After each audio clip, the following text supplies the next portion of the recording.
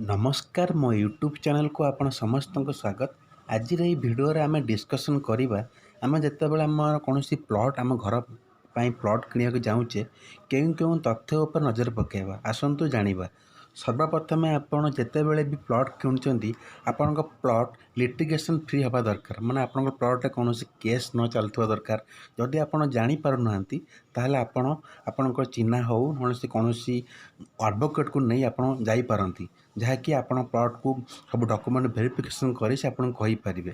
Second thing हैला आपण जेतेबेले भी प्लॉट देखिबा जाउचे आपण कोनोसी ब्रोकर थ्रू हो कि बिल्डर्स थ्रू जाउचंती आपण दिन भी जातु बेले टाइम पाइले रात्रि भी थोड़े जातु कारण आपड़ राति गला आप जापर आप प्लॉट पाखक मैंने मार्केट केते दूर होउची कि ना आप स्ट्रीट लाइट अच्छी कि ना गोटे राति बहुत स्ट्रीट लाइट जलुची कि ना तो आप बहुत भल भाव जापर दिन बेला तो प्राय आम समस्त सेफ था राति आम टे अनसेफ फिल करता तो राति बेले जावाक चेष्टा करूँ।